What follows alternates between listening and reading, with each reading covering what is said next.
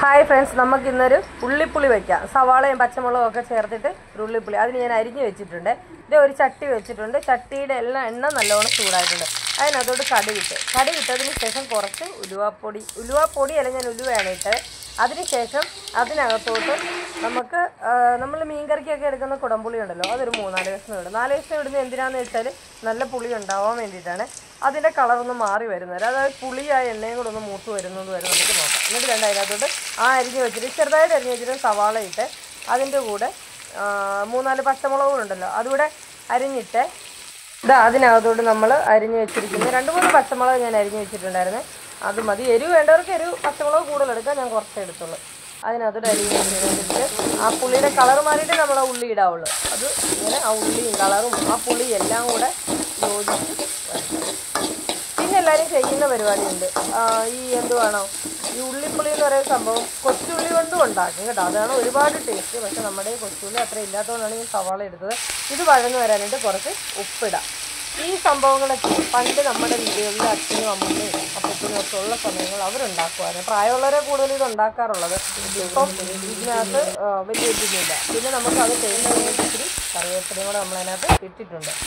പിന്നെ ഇത് കൂടുതലും കൊടുക്കുന്നതെന്ന് പറഞ്ഞാൽ പ്രസവിച്ച് കിടക്കുമ്പോഴത്തേക്ക് കുടംപുളിയും ഉള്ളിപ്പുളിയൊക്കെ വെച്ച് കൊടുക്കും. കാരണം വയറ്റിൽ ജാതി അടങ്ങാനാന്ന് പറയും. അങ്ങനെയൊക്കെ ഞാനും കഴിച്ചിട്ടുണ്ട്. അപ്പം ചോറിൻ്റെ കൂടെ ഒരു രസത്തിന് ഉണ്ടാക്കാൻ രസത്തിനോട് നല്ല ടേസ്റ്റാണ് ഉണ്ടാക്കുന്നത്, നല്ല രുചിയാണ്. പിന്നെ കാര്യം പറയുന്ന കൂട്ടത്തിൽ നിങ്ങൾ കണ്ടോ അതിൻ്റെ കളറൊക്കെ മാറി വരുന്നുണ്ട്. പിന്നെ അതൊന്ന് യോജിക്കാനായിട്ട് ഞാൻ വെള്ളം ഒഴിച്ചിട്ടുണ്ടായിരുന്നു. ആ പുളിയുടെ കറിയൊന്നും ഗുണം അല്ലെങ്കിൽ ആ പുളി ഒന്ന് ഇറങ്ങാൻ വേണ്ടിയിട്ട് വെള്ളം ഒഴിച്ച് എനിക്ക് കാണിക്കാൻ പറ്റില്ല. അതുകൊണ്ട് ഞാൻ എക്സ്ട്രാ എടുത്ത് കാണിക്കുന്നത്. ഇത് രണ്ടും കൂടെ എനിക്ക് പറ്റത്തില്ല, വീഡിയോയും ഇളക്കും എല്ലാം കൂടി. അതുകൊണ്ടാണ്. പിന്നെ ഇതിനകത്ത് ഞാൻ ചേർക്കാൻ പോകുന്നത് എന്താണെന്ന് വെച്ചാൽ ഒരു കഷ്ണം കായം ചേർക്കും. നമ്മൾ അച്ചാറൊക്കെ ഇടുമ്പോഴാണെങ്കിലും കായം ചേർക്കത്തില്ലേ, അതിൽ കായം ചേർക്കും. പിന്നെ മഞ്ഞൾപ്പൊടി എല്ലാത്തിനും നമ്മൾ ചേർക്കുമല്ലോ. ഏതൊരു സംഭവം ഉണ്ടാക്കിയാലും മഞ്ഞൾപ്പൊടി ചേർക്കാതിരിക്കത്തില്ല. അപ്പം മഞ്ഞൾപ്പൊടിയും കൂടെ ചേർക്കണം. കായം ചേർക്കണം കേട്ടോ. കായം ചേർത്തെങ്കിൽ മാത്രമേ അതിന് നല്ലൊരു ടേസ്റ്റ് ഉണ്ടാകും.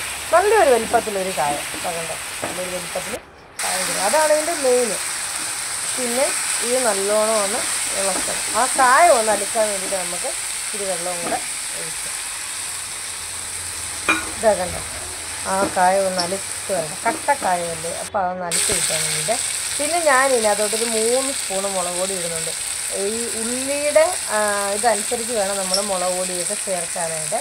മുളക് പൊടി ചേർക്കും, മല്ലിപ്പൊടി നമ്മൾ ചേർക്കും. പക്ഷേ കുറേ ആയി കഴിയുമ്പോഴത്തേക്ക് അതിൻ്റെ ഈ പച്ച മണമൊക്കെ ഒന്ന് മാറി ഇതായി കഴിയുമ്പോൾ മല്ലിപ്പൊടി ഇടും. അതൊരു വെറൈറ്റി ടേസ്റ്റിന് വേണ്ടിയിട്ടാണ്. കണ്ടോ, നല്ലവണ്ണം യോജിച്ച് തന്നെ. ഇനി നമുക്ക് അതിനകത്ത് വെള്ളം ഒഴിക്കാം.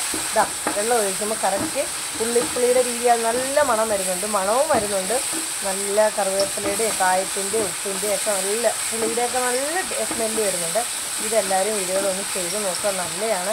ചപ്പാത്തി കഴിക്കാനും ദോശ കഴിക്കാനും ഒക്കെ അടിപൊളി സംഭവമാണ്. പിന്നെ ഇതിനകത്ത് ഞാൻ ഈ ശകലം മല്ലിപ്പൊടി ചേർക്കും. അത് നമ്മുടെ അതിൻ്റെ ആ മണം ഒന്ന് മാറിക്കിട്ടാൻ വേണ്ടിയിട്ട് മല്ലിപ്പൊടി ചേർക്കാൻ നല്ലതാണ് കേട്ടോ. മല്ലിപ്പൊടി ചേർക്കുമ്പോൾ ഒരു പ്രത്യേക ടേസ്റ്റ് കിട്ടും. ഒരു സ്മുള്ള് മഞ്ഞൾപ്പൊടി കണ്ടോ, ഇച്ചിരി മഞ്ഞൾപ്പൊടി. അപ്പോൾ എല്ലാവരും ഇത് ട്രൈ ചെയ്ത് നോക്കുക. പിന്നെ ആ കൂട്ടത്തിൽ എൻ്റെ വീഡിയോ ഷെയർ ചെയ്യുക, ലൈക്ക് ചെയ്യുക, കമൻറ്റ് ചെയ്യുക. പിന്നെ ഞാൻ പറഞ്ഞല്ലോ, നിങ്ങൾ തരുന്ന കമൻറ്റും ഒക്കെ കൊണ്ടാണ് എൻ്റെ വീഡിയോ മുന്നോട്ട് പോകുന്നത്. നമുക്കത് ഉള്ളിപ്പുളി ആയിട്ടുണ്ട്. ഒരു പാത്രത്തിലെടുത്ത് വയ്ക്കാം, എന്നിട്ട് കഴിക്കാം. Tata bye bye. പുതിയ വീഡിയോ ആയിട്ട് വരാം.